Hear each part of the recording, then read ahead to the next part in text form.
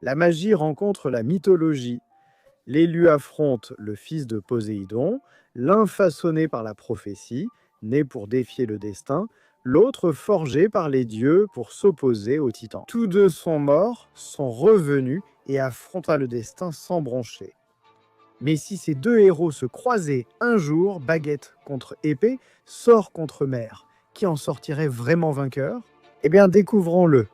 Harry Potter, le garçon qui a survécu, l'enfant qui est passé d'un placard sous l'escalier à la défaite du sorcier le plus sombre de l'histoire. Mais derrière tous les films, les mèmes et les cicatrices en forme d'éclair se cache une véritable puissance magique terrifiante.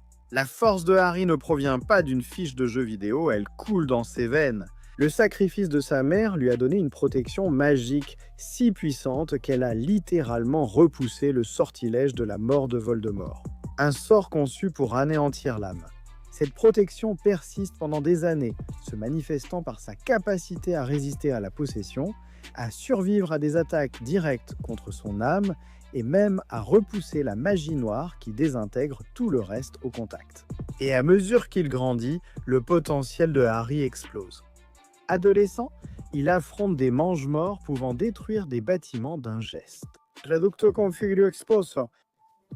Ce ne sont pas de simples feux d'artifice, ce sont des déflagrations explosives et assourdissantes qui font voler en éclats des murs de pierre et projettent des adversaires en armure dans les livres tirés des jeux dérivés. Il canalise des sorts comme le feu démon, un brasier magique auto-entretenu capable d'incinérer le cadavre du basilic, un artefact magique suffisamment puissant pour contenir des fragments de l'âme de Voldemort. Ce n'est pas seulement brûlant, c'est carrément une annihilation surnaturelle. Mais Harry n'est pas uniquement offensif. Ses sortilèges de protection sont de niveau élite. Protego Maxima peut bloquer des dizaines de maléfices simultanés. Il a encaissé, il a résisté à des attaques de sorciers adultes, survécu au feu démon et tenu face à des sorts capables de vaporiser la pierre. Et puis il y a des trucs comme la cape d'invisibilité, une véritable relique de la mort, pas juste un simple manteau de sorcier. Elle le rend vraiment indétectable, contournant à la fois la vue physique et la détection magique, ce qui signifie que même des dieux de la perception devraient activement chercher sa présence pour le remarquer. Et bien sûr, il y a la baguette de Suro, la baguette la plus puissante qui existe, capable d'amplifier le potentiel naturel d'un sorcier au-delà des limites humaines. Quand Harry la tient, ses sorts deviennent des téléportations instantanées sans effort, des contre-sorts instantanés et des transfigurations par simple instinct. La pierre de résurrection et la cape d'invisibilité complètent l'ensemble, faisant de lui un maître de la mort. Selon la légende, cela signifie que son âme ne peut pas être prise de force et il résiste à la mort elle-même jusqu'à ce qu'il l'accepte de son plein gré. Mais Harry a quand même ses limites, son corps est mortel, il se fatigue, il saigne, il peut être stupéfié ou désarmé. La magie dans son monde demande de la concentration. Un mauvais pic émotionnel, une hésitation et un sortilège échouent. Son pouvoir atteint son apogée lorsqu'il est calme et résolu, mais s'effondre sous la panique ou le désespoir face à un monstre physique ou un être de niveau divin, ce qui pourrait être la faille dans son armure. Maintenant, entrez Percy Jackson, porteur de tempête demi-dieu certifié, fils préféré de l'océan.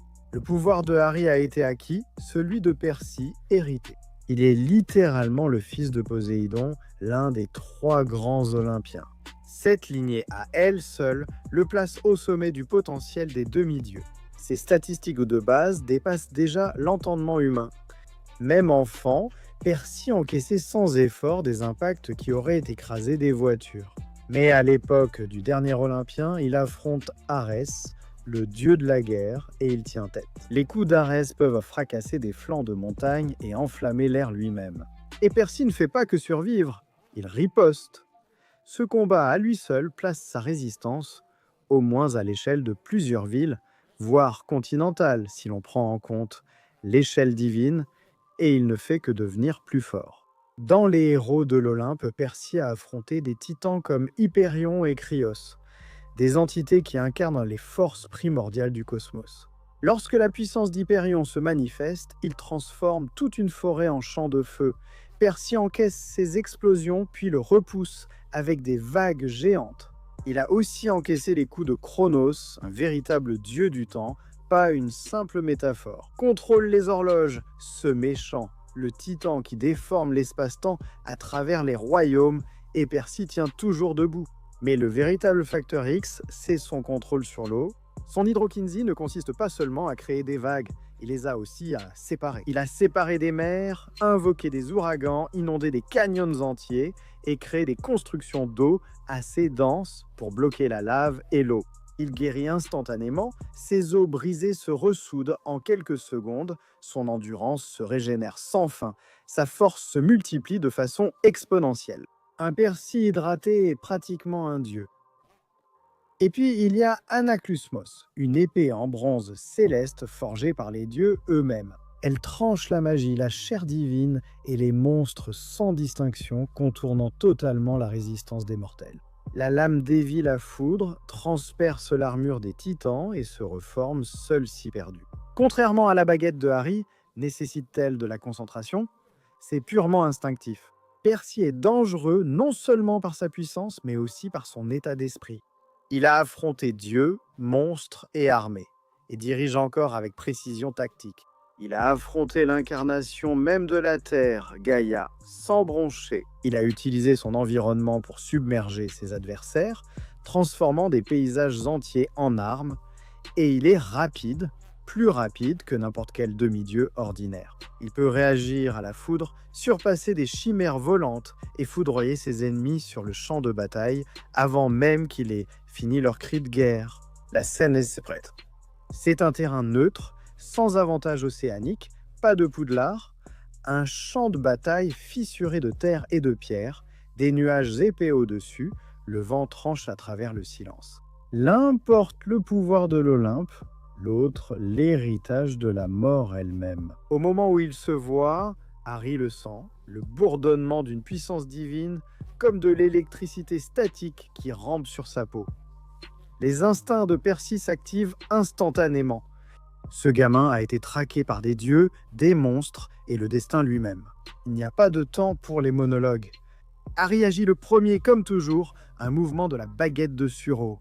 Expelliarmus, le sort de désarmement qui a mis fin à des guerres. Mais les réflexes de Percy sont différents. Il esquive le rayon avant qu'il ne forme complètement la lumière rouge qui crépite sur la terre derrière lui.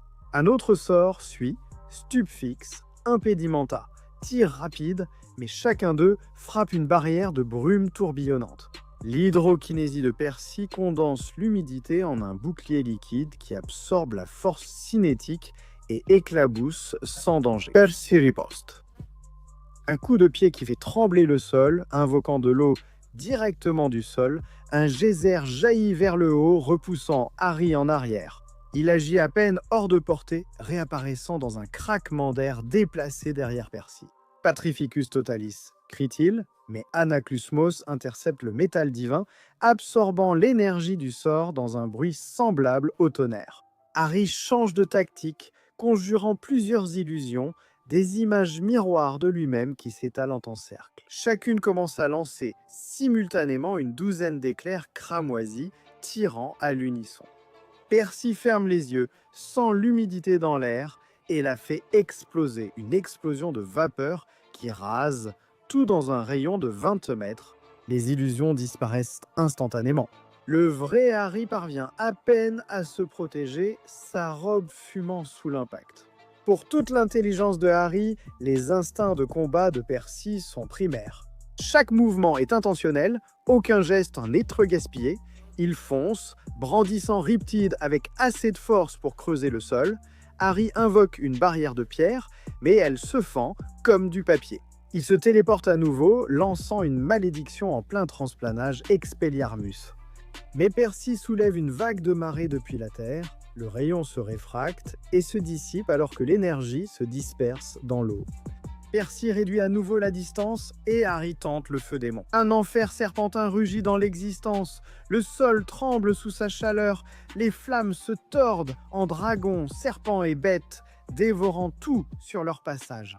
Les yeux de Percy se plissent. Il plante Anaklusmos dans le sol et canalise toute son énergie.